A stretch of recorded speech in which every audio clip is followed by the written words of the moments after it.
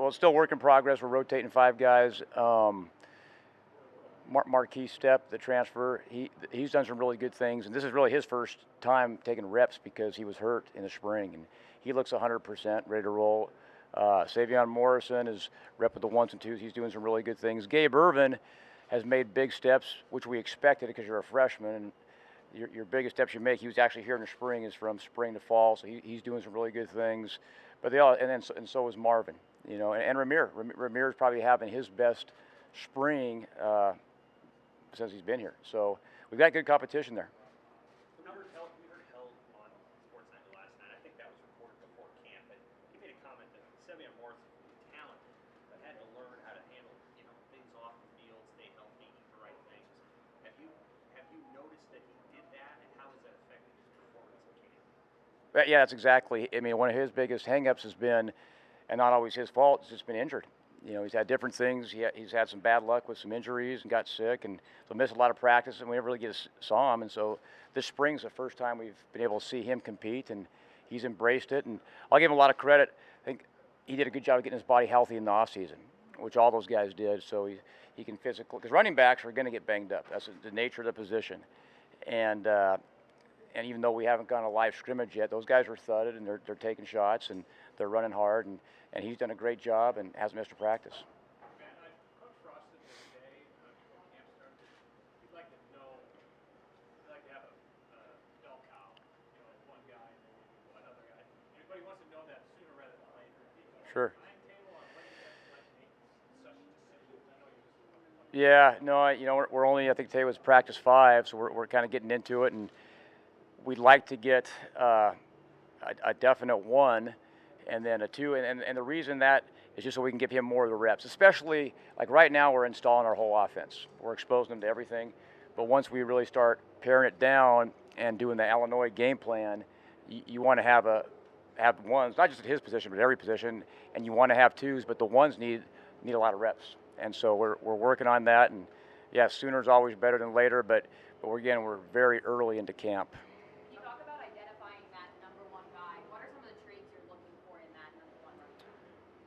Consistency, and that's not just a running back. That's every position. Who can we count on to do the right assignment? We ask our running backs to do a lot. We ask them to pass protect. We ask them to run down the middle. We ask them to catch balls. So who can do that the best on a consistent basis? And that's really every position. That's the quarterback. That's the offensive line. That's the receiver as well.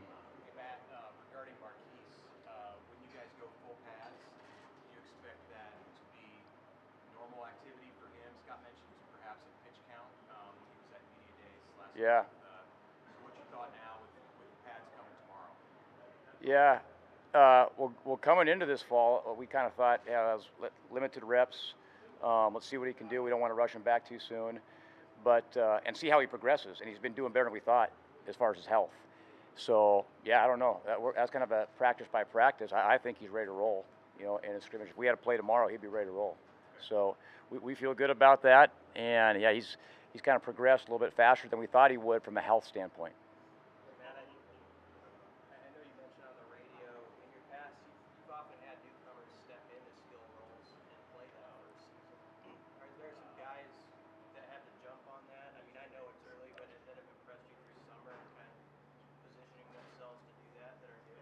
Sure. Yeah, it's a good question. I mean, it's way too early because practice 5. It's really hard on the newcomers that just got here because we're installing so many plays, especially early on, and eventually we're going to start paring it down. So they get into the situation where they're thinking and they can't really play, and so it's really unfair to give those guys an evaluation other than their attitude's been awesome, and our new guys have bought into the system and they're fun to be around. So that's the most important thing. The other thing where we're a lot different on offense is we have a lot of guys returning from last year. So we've installed a way different spot this year as opposed to last year as far as experience. And so our install has gone a little bit faster. We've asked a little bit more. We put in more plays, which has kind of hurt our younger guys a little bit, but our older guys have been able to move forward, and we've been able to move at a faster pace. So I think we have more depth than we did last year. We have a lot more returning players, which is going to make it a little more challenging for the younger guys. And again, it's still early in camp, so we'll see. In your off-season evaluation of your red zone offense, what did you think you guys did well last year? Where do you have to get better? And it's been an issue for a couple of years. Predates your Sure.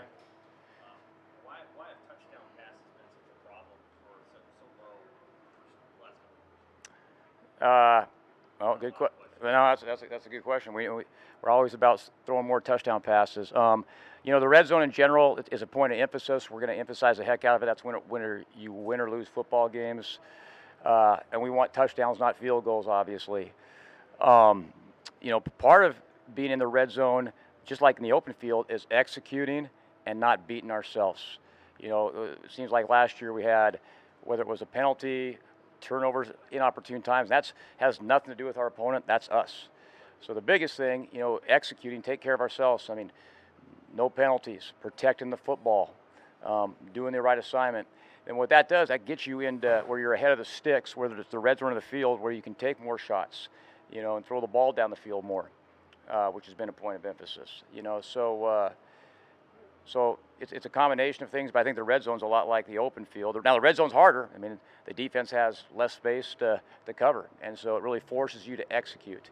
And part of it's just it's a mindset saying, hey, I'm not going to have as much room. I got to win my one-on-one battle, whatever position I am, and competing. And because the defense, that's a big deal of defense too. They want to stop you when they're in the red zone.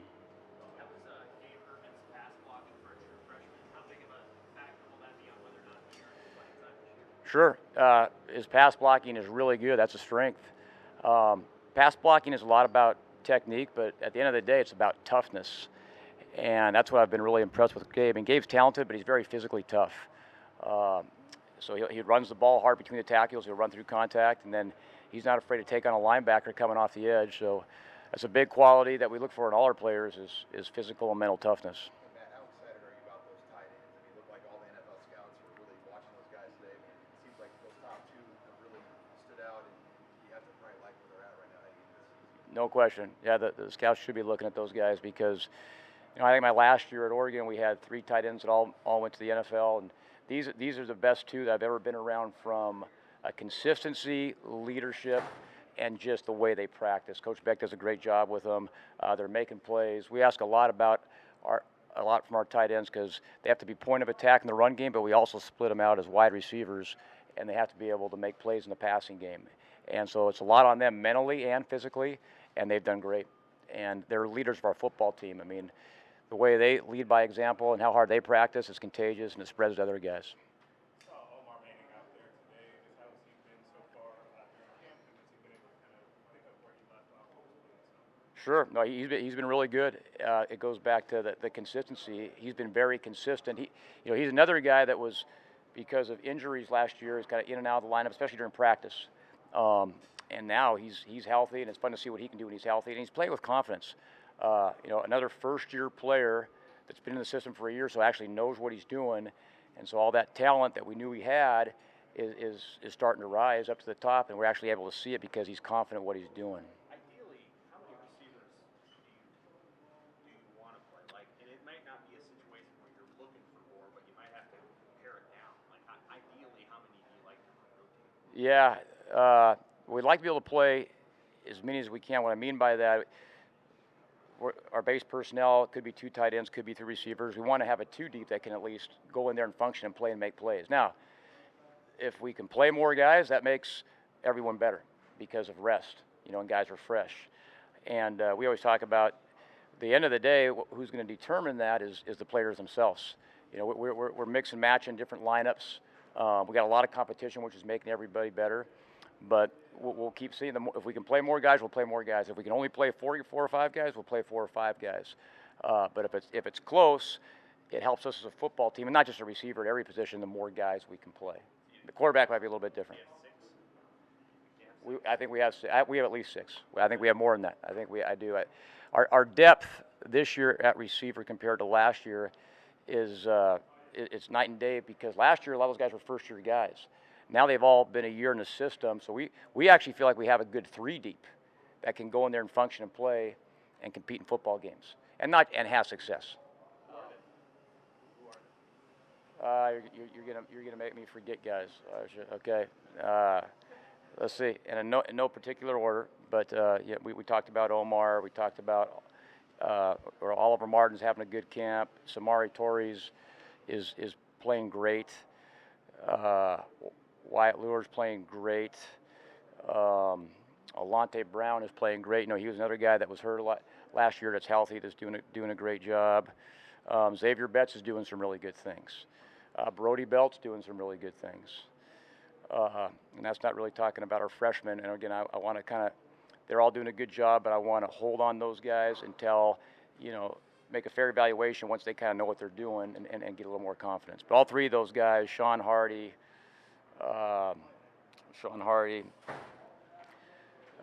KG, Grimes is doing a great job, and Latrell Novell doing a great job. So they're all doing a good job. Again, it's just too early, only 4 practices to evaluate those guys. Those guys weren't here in the spring. Like some of our freshmen were actually here in the spring, so they definitely got a kickstart. But the guys that are here this fall are doing a great job, but it's just too early to say where they're at in the rotation. Will Nixon over there. And he's another guy. I hope I mentioned him because he's another guy that's having a great camp. That's battling out for that 2R, and he's battling. Yeah, I wanted to give you that. Yep, thank you. Throw that name for him. Appreciate you. You mentioned Samori as a great mentor to him. Yep. And I know you liked his leadership in the winter and the spring. How has that even advanced through the summer and now in the first 5 practices? Yeah. So first off, he leads by example. I mean, he handles everything like a pro. He seems like he never gets tired. He does everything full speed. So our players, and they see him have success. So our players kind of gravitate towards that. But he's also very humble. He helps out the other guys. He doesn't feel like a young guy because he's already helping out other young guys. Very humble, and then he's very driven. He's always wants to get better. He's kind of his worst critic. He always thinks he can do better, which is part of being a good football player. And he handles himself that way throughout the whole day. I mean, he's in the front row in meetings. He always wants to watch extra film. And so that's, as a coach, your best leaders are your players. And when they're doing things, especially they're making plays and they're doing things right, it rubs off on everybody else. Something that Samori talked about after the spring game was his bond with Omar and how they've helped each other.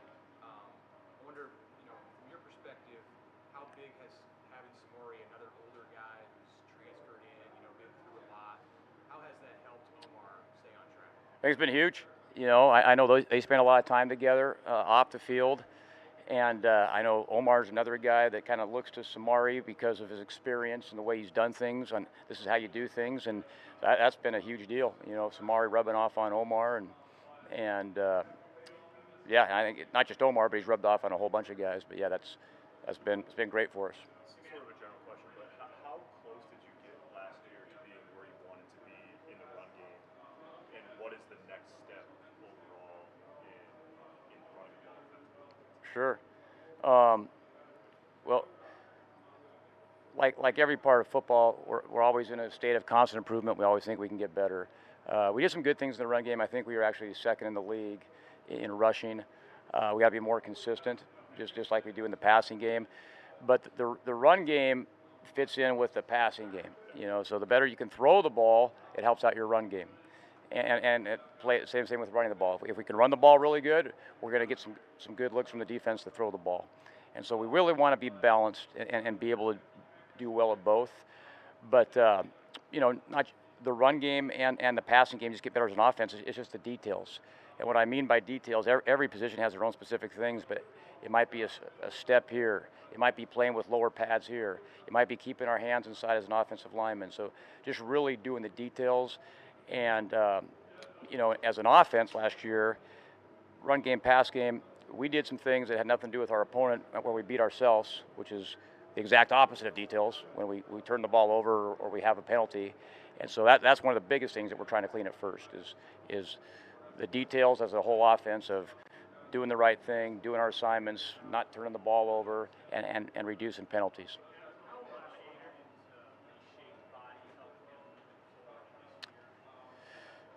Yeah, I mean, I've noticed that he's always looked good to me, but I think he has lost a couple of pounds, but I think he's also put on some muscle. Yeah, he just looks faster, and he's always been.